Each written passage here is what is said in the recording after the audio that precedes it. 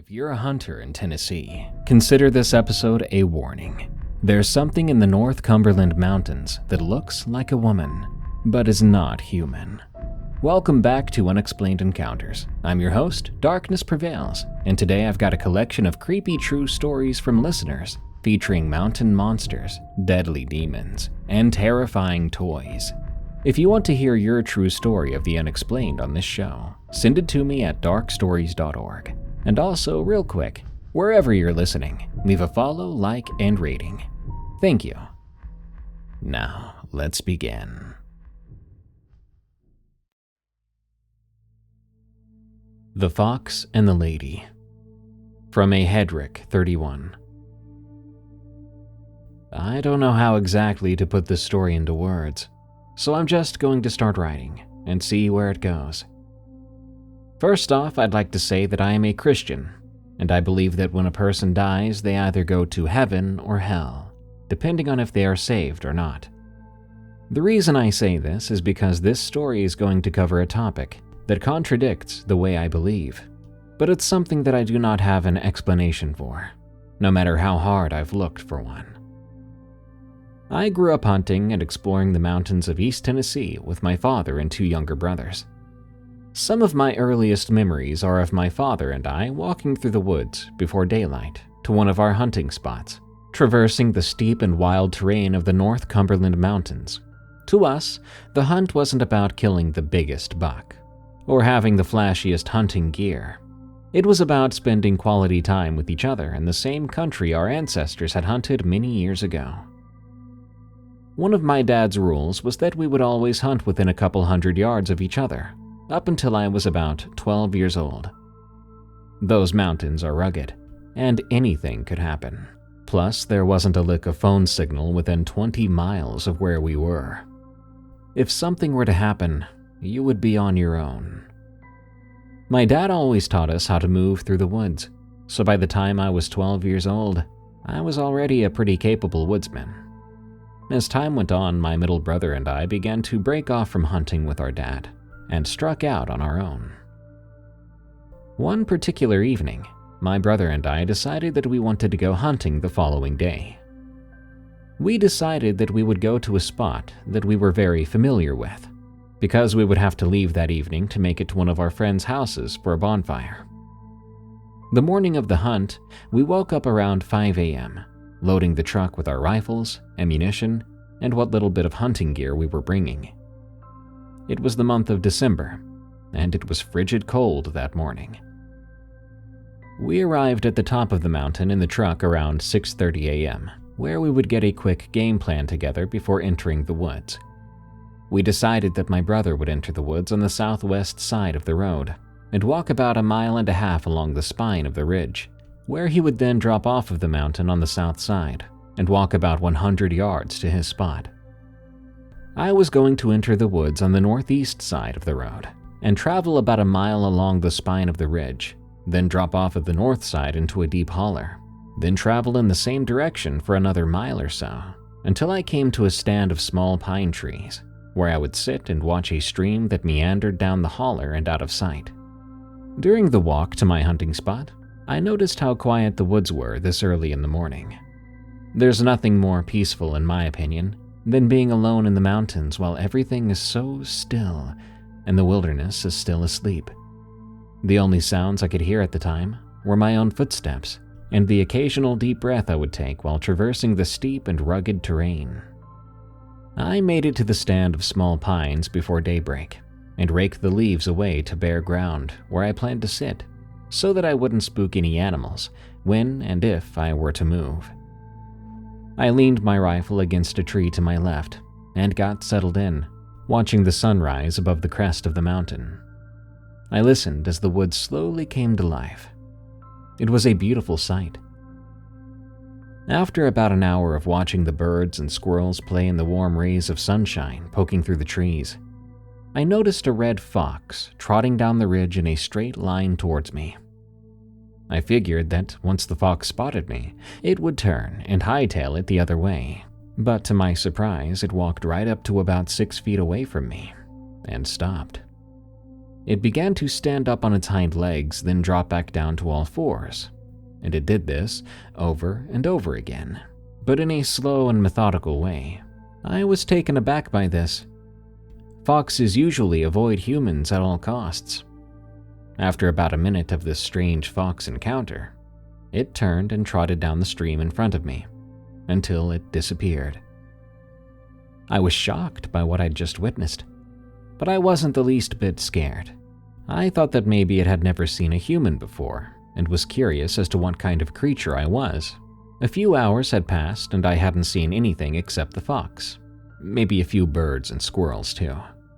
So I decided I would close my eyes for a few minutes and just rest. I fell into a light slumber for about 15 minutes before I woke up to a strange sound, or should I say a lack thereof. The sudden silence of the woods had awakened me. There wasn't a single sound to be heard, not the song of a bird, nor the whisper of the wind. As I looked around, wondering what could have caused this sudden silence, I couldn't help but feel a sense of dread. I felt as though I was being watched from every side of my being. All of a sudden, as I scanned back down the stream at which I'd been looking not 1 minute ago, I saw something that I thought had to be a trick of my eyes. There on the bank of the stream, about 40 yards away from me, stood a woman. She was dressed in a long, almost translucent white dress. She had long gray hair, and what I could see of her hands and feet, they were grayish-white in color. She was barefoot, half bent down with her left hand in the stream. I was frozen, not moving an inch, and I'm not sure that I even took a breath in that moment. I sat there in that stand of pines as quiet as a mouse. I watched her for what seemed like an hour straight, but maybe it was only 5 minutes or so. Suddenly, she stood up, turned to her left, and looked directly at me. She had eyes as black as coal, and a long, thin face with sunken-in cheeks. Her face gave no expression. After she stared at me for about 2 minutes, she turned and walked away from me down the stream until she turned to the right and went behind a ridgeline out of sight. I sat still, afraid to move for another hour. I eventually worked up the courage to stand up and go investigate. It was probably a woman who's been camping in the area, I told myself. I don't have anything to be scared of. I slowly made my way down to the stream where she'd been, while being quiet, so that I wouldn't alert her if she was still in the area. I made it to the spot at which she had been, and I began to search the bank of the stream for footprints. It was a soft, muddy slope where she had been standing, so she should have made some sort of impression. But there wasn't a trace, to my surprise, not a single track or fingerprint in the mud. I followed the path she had taken when she'd left, and once again found no evidence of her existence. I decided that it was in my best interest to make the trip back to the truck, for I hadn't the slightest idea of what I'd just seen. On the way back, I would tell myself that it was a trick of the mind, and that supernatural beings do not exist. But I just could not for the life of me shake that feeling of dread. I made it back to the truck, and I sat there for a while, waiting on my brother to make it back out. When he got back, and he began to load his rifle into the truck, I didn't say much of anything at all. I didn't know how to, or if I should even say anything.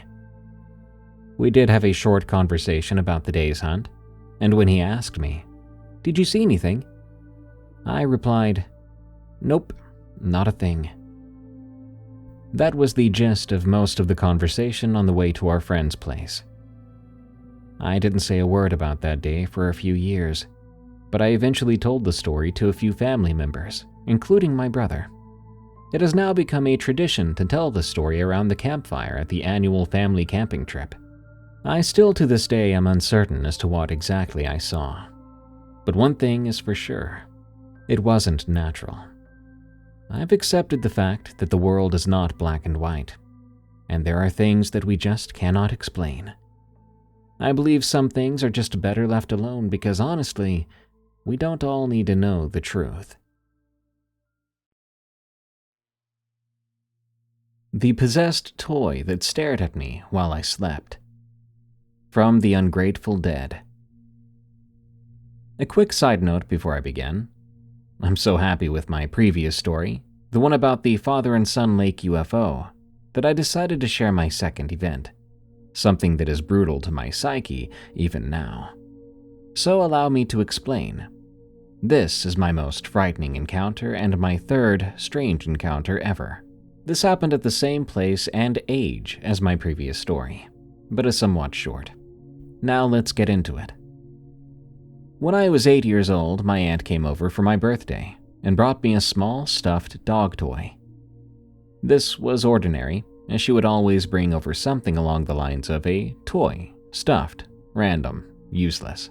And that dog toy fit in those lines perfectly.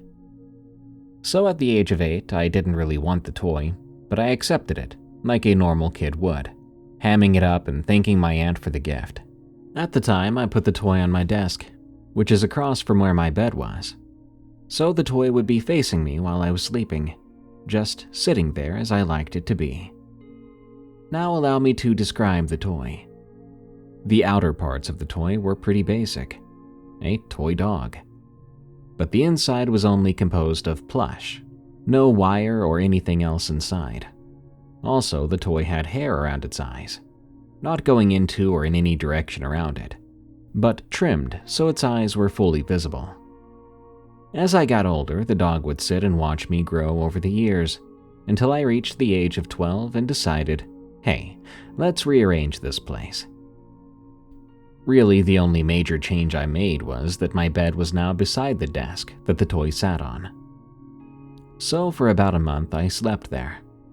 But one night, something changed. It was like something had flipped a switch.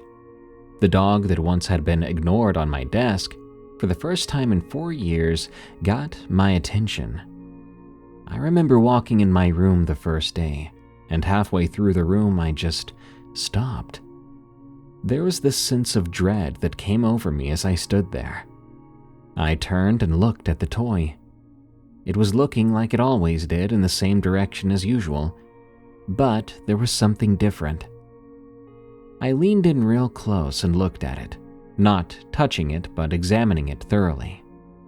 I didn't see anything different, and I was about to walk away, but as I leaned back, I saw it. Its eyes were almost completely clogged out by hair. The same hair that was somehow longer than the rest of its hair. But when I first got it, as I mentioned earlier, the hair was shorter than the rest. I pulled away, freaked out by this weird, growing hair from a children's toy, and I left the room. This memory would linger in my mind, occurring mostly late at night, until the main event occurred. About a week later, I went to bed and fell asleep after about half an hour of laying there. I was kind of an insomniac at the time, so this was really good timing for me. But around 2 in the morning, I woke up. I wasn't startled awake or anything like that. It was like I just woke up early. As I turned over in my bed to check my phone for what time it was 2 a.m., I saw the toy dog on my shelf. But this time, it was different than all the other times I'd seen it. Its body was facing the wall where my bed used to be, but its head was turned around a good 90 degrees and downwards to face my head where it was now. Its shaggy, overgrown eyes gave it this strange look that should never be affiliated with a children's toy. An overwhelming sense of fear washed over me. I froze in place in an instant, scared to move away from this strange thing. Toy? Is that really what it was still? I didn't know what to call it at that point. For about 3 weeks after that, I was so scared that I didn't even touch it. And it sat there, staring at my bed with its unnatural hair growth and twisted head, until I'd had enough. I walked into my room and stood in front of it for 2 full minutes before grabbing its neck and twisting it away from me. It bounced back into its original good position again, like it had never happened. This memory will haunt me forever, and I don't know what was going on, if that toy was haunted or possessed, if there was something attached to it that did not like me having it. Or maybe the toy itself simply wanted attention. I don't know. I still have the toy dog, and its hair still seems to get longer and longer every time I look at it. That's why I put this story under mysterious creatures, because if it was possessed, it would have felt different, right? I've seen possession-type things. No, I think this category fits it more nicely.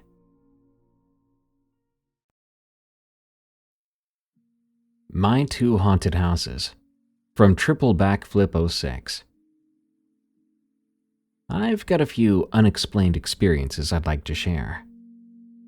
For a bit of background, my parents divorced when I was younger, and one thing led to another and they ended up living right next door to each other, in the sense that the houses shared the same roof, same veranda, same driveway, but are still technically two separate houses.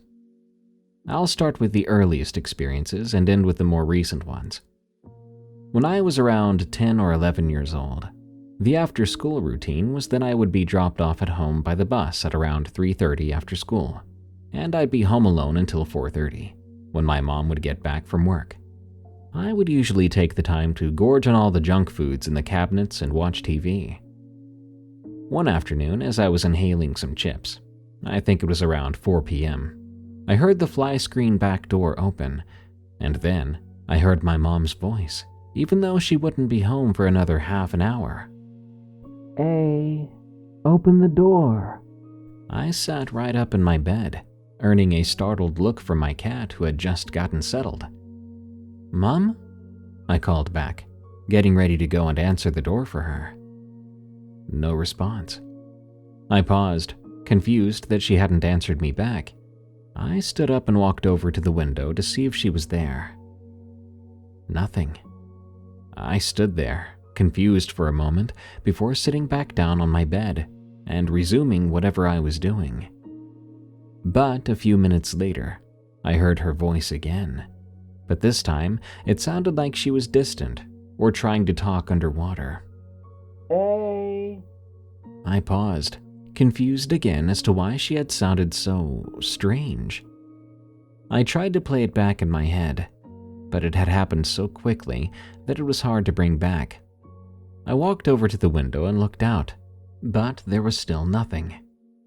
I grabbed my chips and the cat and decided to relocate myself to the living room, which is further away from the back door. Nothing else notable happened that day.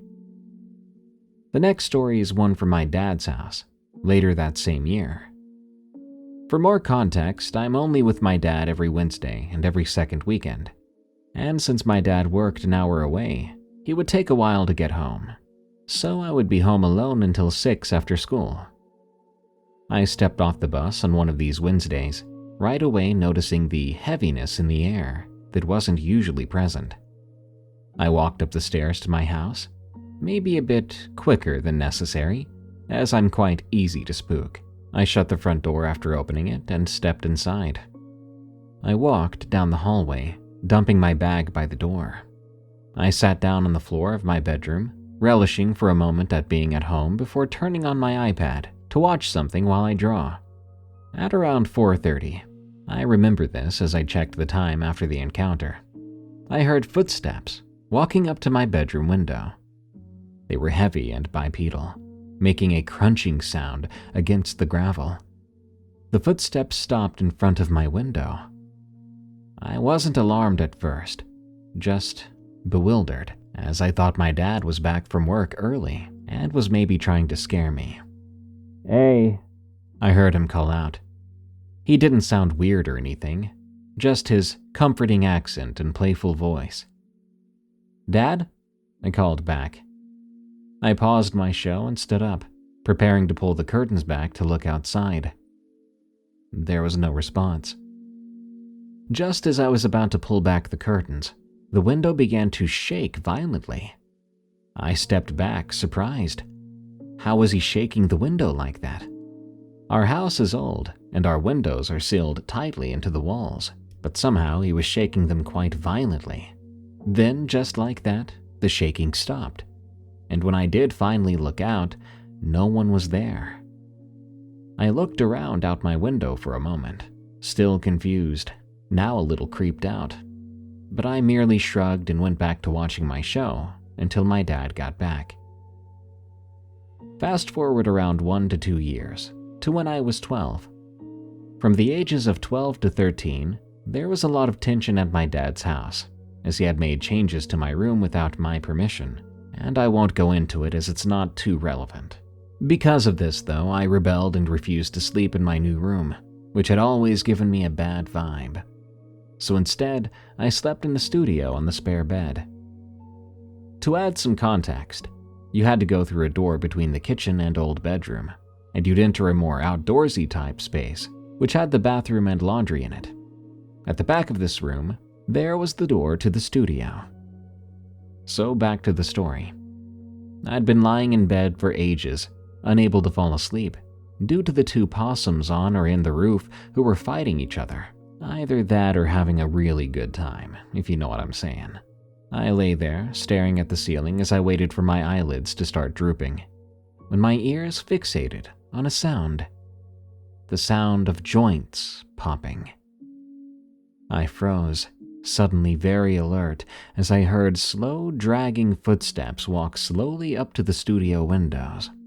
I was suddenly very glad that the curtains were closed, as my eyes remained fixated on the sound, my ears deaf to the possums. I could see a humanoid silhouette through the curtains. The worst part was that I could hear it breathing, slow and raspy breaths that sounded like someone with pneumonia who had been smoking for 50 years was breathing through their mouth. I was still, eyes wide, and fixated on the shape. I was too scared to notice the possums had gone quiet. There was the sound again of popping joints as the figure raised its hand and placed it on the window. I wanted to pull the covers above my head so bad. I wanted to scream and cry, but I also didn't want the thing outside to know I knew it was there. I heard more popping as it began to tap on the glass, and then I thought I heard it speak. Help. I need help. It was raspy and inhuman, making my skin crawl and my hair stand up on end. It groaned again, this time softer. The cracking sound returned. The heavy breathing was still audible as the figure drew back its hand from the glass, and I heard its dragging footsteps getting further and further away. Soon, it was completely gone, and the possums resumed their business. I honestly do not know how I fell asleep that night, but I did. The next morning at breakfast, I tried to tell my dad what happened, but he merely grinned at me and made a joke, clearly disbelieving the experience as just a dream. I had been hoping to never experience something like that again, but unfortunately, that wasn't the end of it. This experience is more recent, only a few months ago at the time of writing this. It was around a year after the last experience and was a warm summer night at about 7 p.m. My mom had let her cat, Savannah, outside a few hours before, and she had been hiding under the house ever since, stubbornly refusing to come out.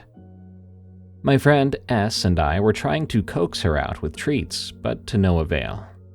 "Savannah!" S called out, shining her phone light between the wooden planks to try and catch my cat's eyeshine. "Savannah! Treat!" I said, trying to sound tempting.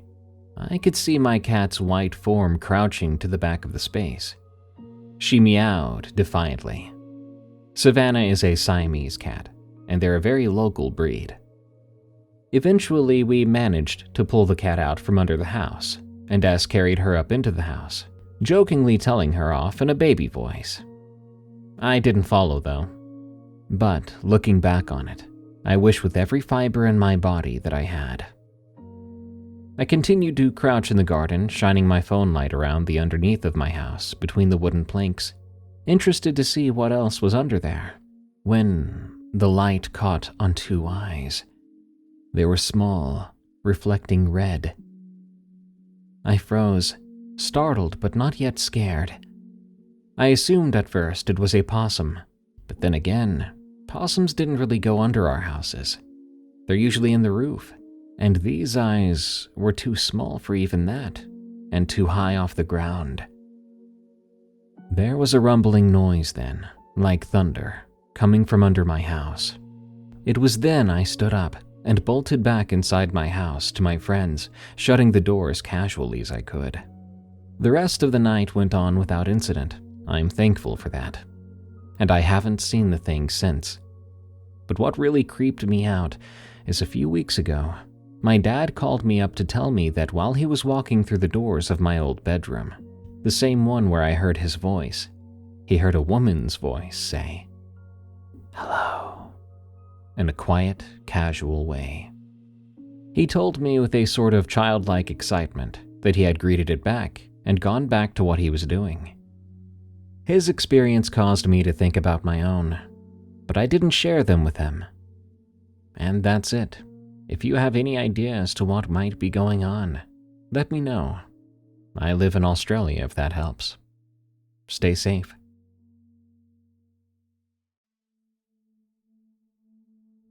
The Glowing Hours, from Mr.rosengrim.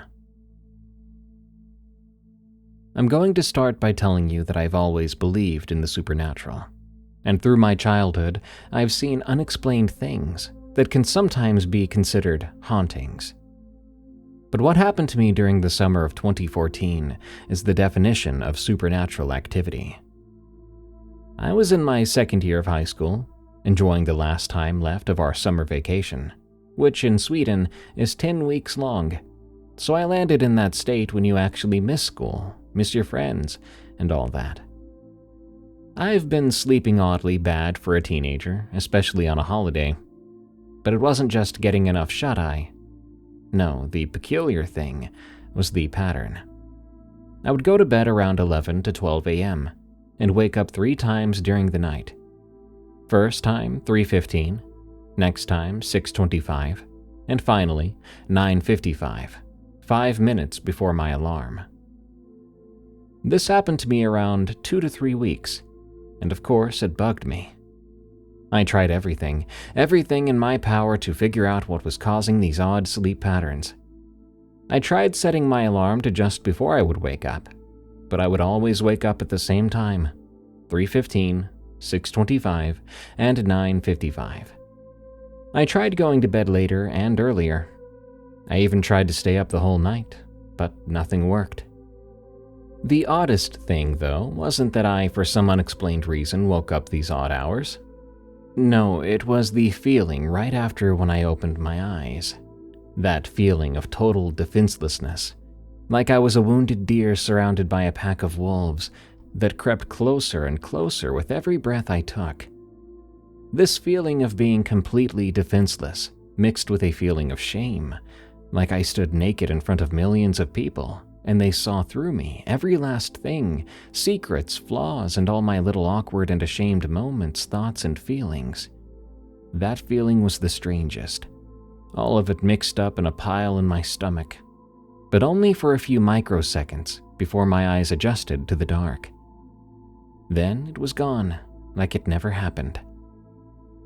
I would have just discarded the feelings, but it happened every time I woke up.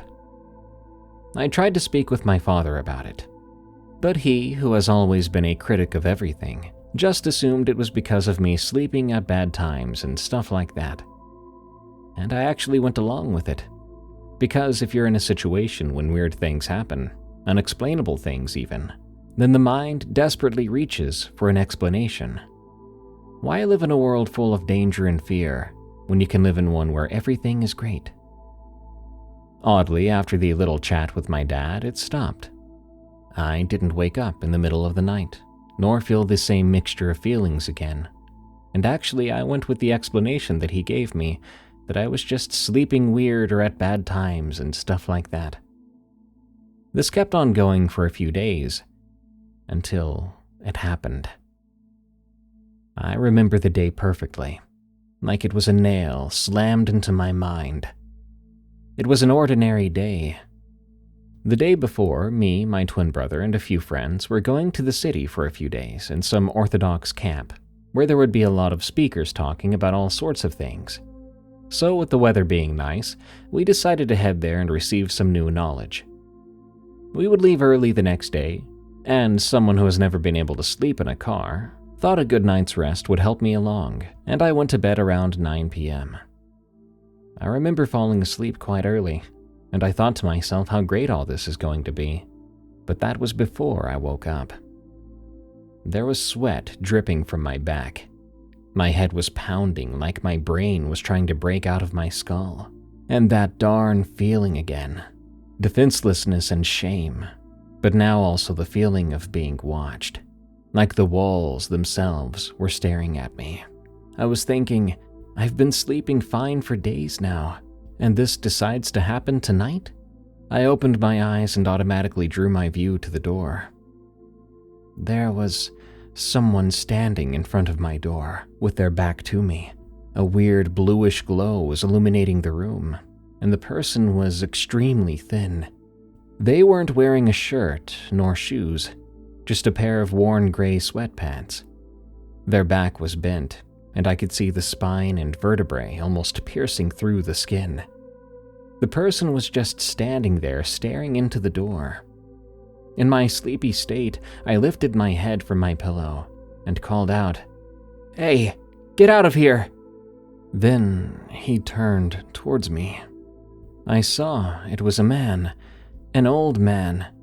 His face was pale with eyes tired and blank. The top of his head had this bald spot, but other than that, his head was covered in long, grown hair. His arms that were hanging by his sides were as thin as the rest of him. He looked at me, but more as a blind man looked at no one. Our eyes locked for a few seconds before he gently turned around and simply vanished. I don't know if he opened the door and went through it, or just vanished like that. And he took with him that weird bluish glow. I dropped my head on the pillow and closed my eyes. I don't know if I woke up or simply just opened my eyes, but I flew up in my bed and yelled out into the darkness, "What the heck was that?" I couldn't fall asleep after that. I didn't want to. I sat staring at the door the rest of the night, hoping he didn't come back. Fast forward to the day we arrived at the camp. It was the evening after. We checked into the hotel we were going to spend our nights in. We got 3 rooms, one of which went to me and my brother, and it was the biggest. It had a huge twin bed in the middle of the room facing the window, and the bathroom was big too, shaped like a rectangle with a shower on the far end of the room. This is important because of what happened before we were about to get something to eat. I decided to take a quick shower before I spent 6 hours inside of a car and the rest of the time in the hot sun. The shower was well needed, just what I needed to clear my head. Afterwards, I did the usual. I dried myself, but that was when I realized the light in the bathroom was no longer on. It wasn't like it shut off and I was standing in complete darkness. It was more like I was staring at the light switch, which was off. But the room wasn't dark. In fact, it was glowing like a candle, but bluish. I turned around with the towel around my waist, and there he was, standing behind the half-open shower curtains, staring at me. He was standing behind it, peeking through, like a kid trying to scare someone. He did not talk, nor move. He didn't do anything but stare with his mouth half opened. At first, I thought I was frozen in place, like I couldn't move. But that was until the shower curtains moved aside a bit. Not much, just a few inches. If I would be in any other situation, I would discard it as the hangers acting up or a light breeze. But now, standing face to face with my own freaking nightmare clearly awake, I realized he must be more than my own imagination, something that my mind did not make up. And when those shower curtains moved, I didn't hesitate to turn around and leap at the door handle, throwing that door open like my life was being threatened. I didn't go back inside the whole night. Well, while that really did freak me out, a person still has to eat. So we went to the closest open food place there was, which in this case was a McDonald's. I'm not the biggest fan of fast food in general, so I had to swallow my pride and eat a burger. We sat by a small table.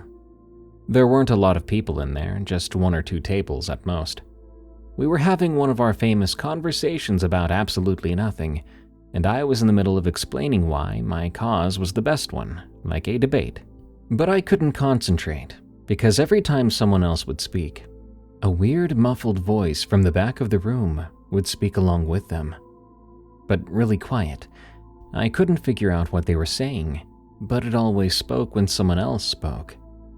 I couldn't concentrate on the subject at hand, because that darn voice was mumbling. Eventually, I couldn't take it anymore, and I screamed, "Shut up!" The whole place went silent, and I just sat there, staring blankly out into space, ashamed of my own voice. My friends already knew about my little incident in the bathroom, so they knew something was wrong. Eventually, we kept on eating with some minor conversations until it was time to go back. Fast forward to the second night, the last night we would spend there. I was a pro at cards, and that night when we played, I won the large bed in the middle of the room, so my brother had to sleep on a mattress. I had been sleeping great until then, but that night, I woke up. I was drenched in a cold sweat, and the room spun around me. My first thought was I was drunk or drugged, but that was until I saw the only place that wasn't a messed up blur. The window right in front of me. The moon was peering in, and I saw the outline of a person standing outside that window. I knew it was the man. Because we were 6 stories up, no one could stand on a ledge that simply didn't exist out there. I didn't see a face, just the outline of him in the moonlight. But I knew it was him, and for the first time I actually felt threatened by his presence, like he wanted to hurt me. If I would close my eyes, he would be the last thing I saw, I thought. So I sat there having this staring contest with this thing until the sun rose and the moon went back behind the roofs, and with it, the man. As you could realize, this really stressed me out in the end.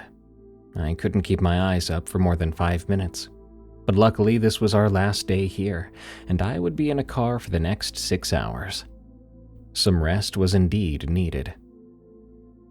The ride home was uneventful, and we were home around 11 p.m.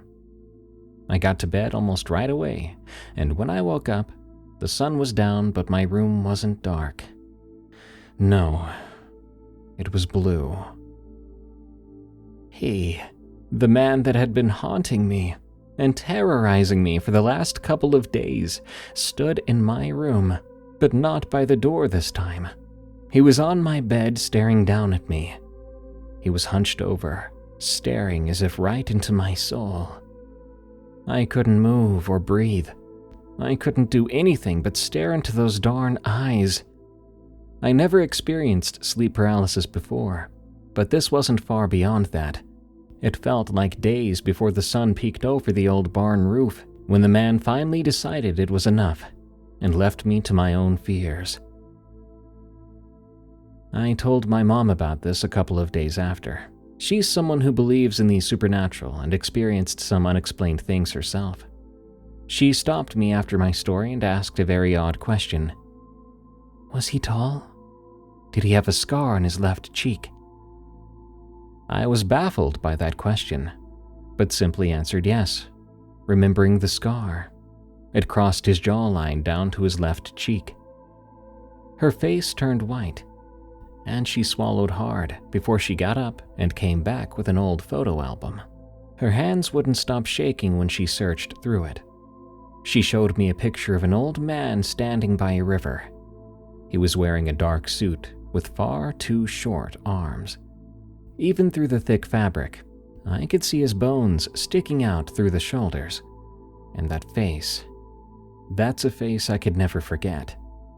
Pale and tired, with a cold look in his eyes. She said he was her dad, my grandfather, who I had never met. He had killed himself. They found him hanging in the barn by one of the old wooden beams. I don't know what he wants with me. I haven't seen him since that last time in my room, but I know by experience that if a ghost knows you can see them, if you acknowledge and interact with them, they never leave you alone, because they know they can mess with you. I don't feel like he's hanging over my shoulder or anything, but I still wake up sometimes in the middle of the night, staring at my door, waiting to see him standing there, staring back at me, starting this whole thing over again. A lifetime of unseen presences. From Mortal Scorpio 13.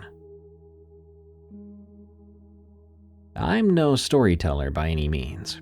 I've never done a submission like this before, so please don't judge me too hard. These are all events that happened to me personally, and I swear I'm not crazy. My encounters with the unexplainable didn't start with a bang, but rather with a subtle, chilling whisper of presence that grew over the years. These earlier experiences all took place at my old home in South Carolina. It began back when I was much younger, just a typical teenager. My brother's friend and I had pulled an all-nighter playing Yahoo Pool on the computer. As the sun began to peek through the windows around 6 a.m., we finally decided to call it a night. My brother's friend crashed on the love seat, out cold almost instantly. I, on the other hand, stretched out on the larger couch, pulling a blanket over my face to block out the morning light. I was definitely awake, just trying to drift off, when I heard it, a distinct creaking coming from my bathtub. I know my house inside and out. That tub only creaks when someone is actually in it, shifting their weight around. The creaking stopped, and then something else, something that made the hairs on my arms stand up. It sounded like somebody slowly dragging their bare feet across the floor, all the way from my bathroom to where my TV sat, a good 10 feet if not more. The dragging sound paused right by the TV, then just as slowly started dragging back towards the bathroom. And then there was complete silence. I was wide awake under that blanket, my heart pounding, trying to comprehend what I had just heard. There was absolutely no one else awake in the house. Years passed and the oddities continued. One evening, the inexplicable became undeniable, and I wasn't alone. I was walking a friend to the side door of my house, which leads out through the kitchen. As we turned the corner into the kitchen, we both froze in our tracks. Standing right in front of my refrigerator, clear as day, was a figure that looked exactly like a person wearing a fedora hat. It wasn't a shadow. It was a defined shape, solid and real. My friend and I simultaneously turned to each other, our eyes wide with shock. In perfect unison, we both blurted out, "Did you just freaking see that?" In the couple of seconds it took for us to look at each other to process the shared disbelief, we snapped our heads back to where the figure had been standing, and it was gone. Completely vanished. After this, another one of my friends came over, and, bless his soul, went through my entire house checking every room, every closet, making sure no one had actually broken in. But there was no one. We had both seen it, and then it was just gone. My house, as it turns out, has always had a strange energy. Over the years, there have been several unexplainable events, building a compelling case for something unseen dwelling within its walls. One time I was in my mom's bedroom, just talking with her. Suddenly, from upstairs in my room, we both heard the unmistakable sound of something heavy being dragged across the floor. It sounded exactly like a clothes basket being pulled. What made it so unsettling was that I had no company over, My little brother was downstairs in his own room, and all the dogs were right there with me and my mom. There was no logical explanation for that sound. Immediately after hearing it, I went upstairs to my room, and sure enough, nothing was moved and nothing was out of place. It was completely undisturbed. It wasn't just me experiencing things either. My mom has her own unsettling experiences when I'm not home. She's told me multiple times that she frequently hears what she describes as someone jumping off my bed upstairs. It's a distinct, recurring sound she hears when the house should be empty.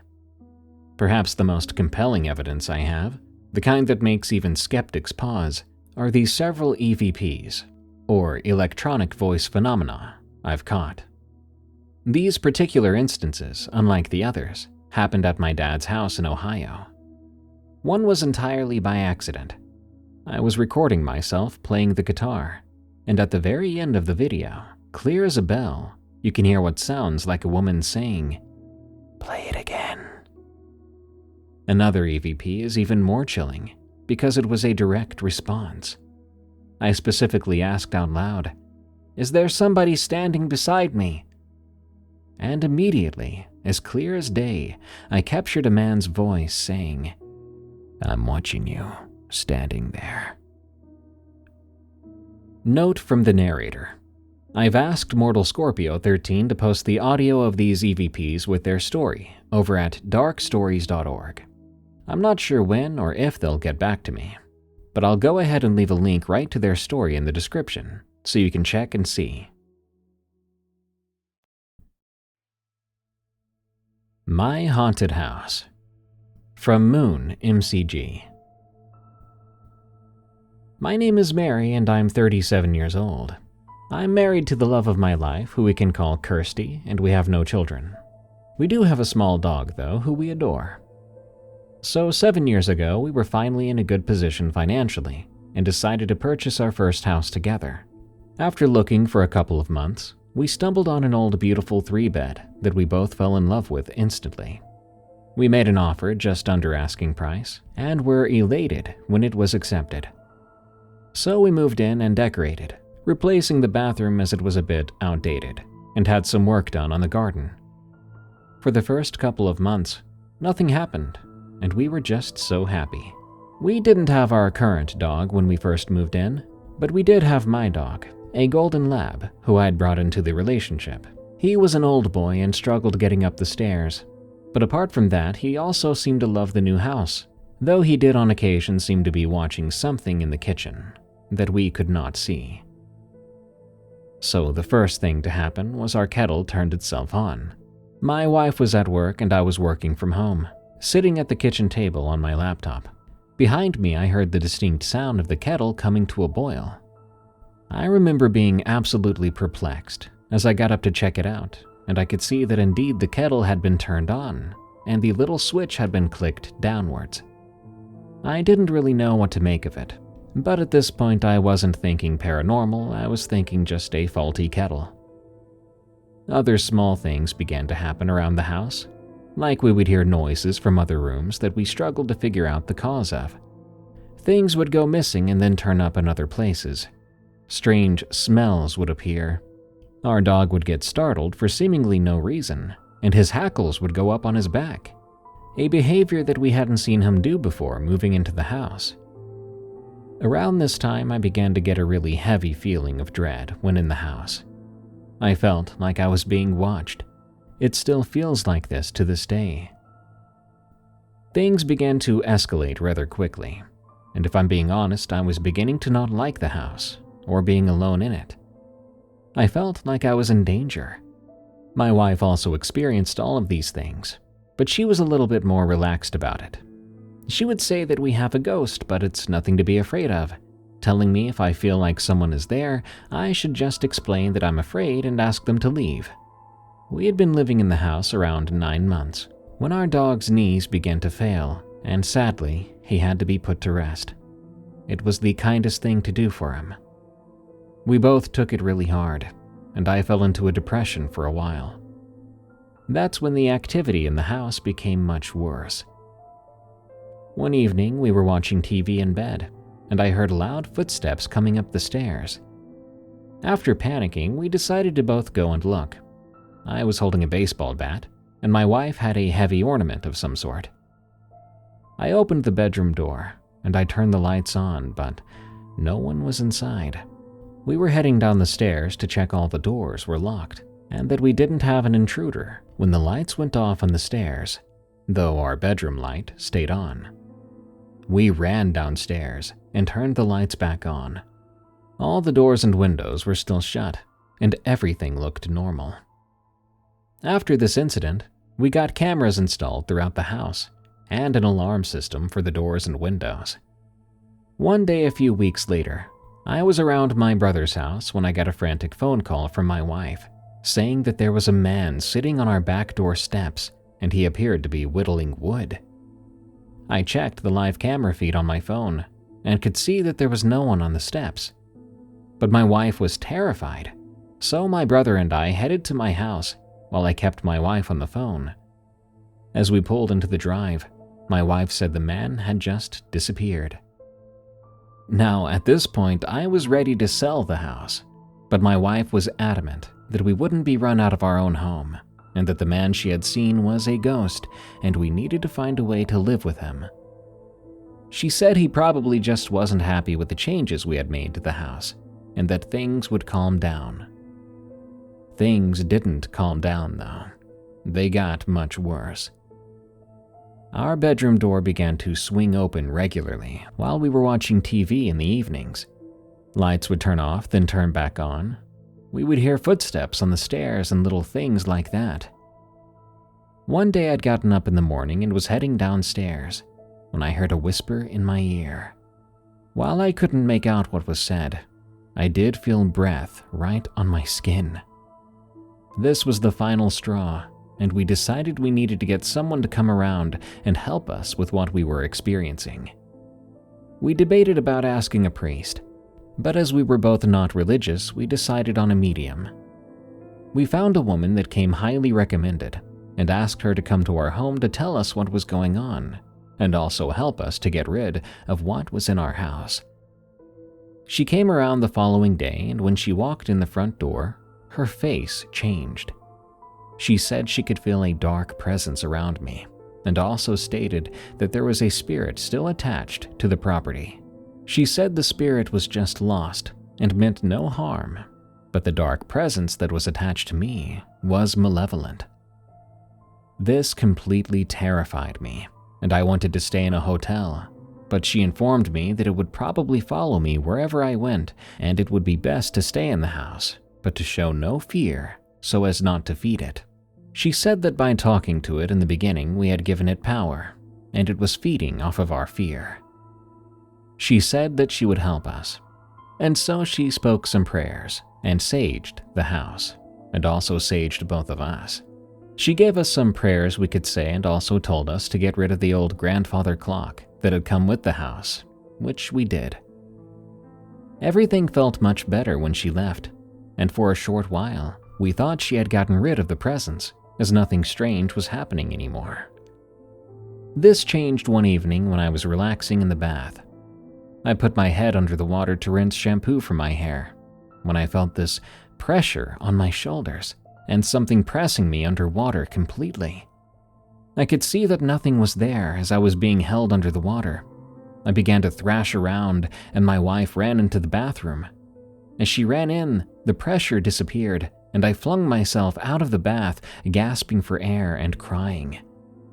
This was one of the scariest experiences of my life, and at this point I knew that whatever was in that house didn't just want to scare us, it wanted to cause serious harm. Also, I had red finger marks on both of my shoulders. We tried to get the medium back around, but all of a sudden she was completely booked, and said in no uncertain terms she wouldn't come back out. We got the feeling she was too scared to come back.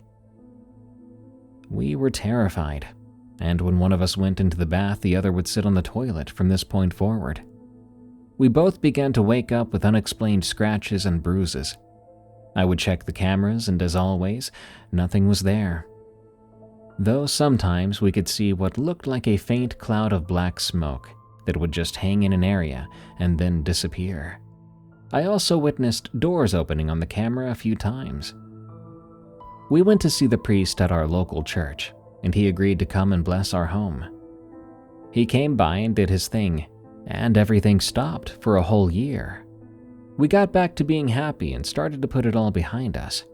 We became comfortable in our home again, and everything was good. In that year, we also attended church on a weekly basis. One evening, we were sitting at the table eating our dinner when the kitchen door began to bang like someone was kicking it. I could clearly see through the window on the door that no one was there, yet the bottom of the door was bending in where it was being kicked so hard. We actually tried to kick the bottom of the door ourselves to compare, but even with our hardest kicks, we could not get the bottom to bend in like that. We have also both witnessed our solid oak bookshelf, which is built into the floor, vibrate. The dog that we have now is a miniature poodle and the sweetest boy. He will not stay anywhere in the house alone, and I refuse to leave him alone when we're out of the house because I'm afraid of what could happen to him. I actually had to find a new job that I could work from home all hours so that he wouldn't need to be left alone. One evening a few weeks back, I woke up to him cowering and whimpering under the bed we were sleeping on. I looked at the camera, and as clear as day, I could see him being pushed out of the bed violently. We are now saving up to move, though I fear we may be stuck in this house for a few months at least. I can honestly say living in this house has been terrifying, and I wish we had never moved in. The activity seems to be ramping up since we decided to start saving to move, as if the presence knows we are leaving and wants to do as much harm as possible in the time we have left in the house. I didn't really believe in the paranormal before this house, but now I can say with absolute certainty that it's real. I'm working as much overtime as possible so we can move sooner rather than later. I feel a bit guilty about selling the house though, and I've been at conflict with myself whether we should tell any potential buyers about our experience or just keep quiet. New rule: if you send me a story and mention your pets in it, you have to provide the name of those pets. I simply cannot properly visualize the story unless I know your basset hound is named Turbo or something. Good night. Thanks for tuning in to another episode of Unexplained Encounters. I'm your host, Darkness Prevails, and I want to narrate your stories of the unexplained. Send them to me at darkstories.org. Would love to hear more outdoorsy stuff soon. If you're listening to Unexplained Encounters on Spotify or Apple Podcasts, follow and leave a review or rating so that we can reach more people to scare. Till next time, everyone, stay safe out there and stay creepy, because this world is a strange one.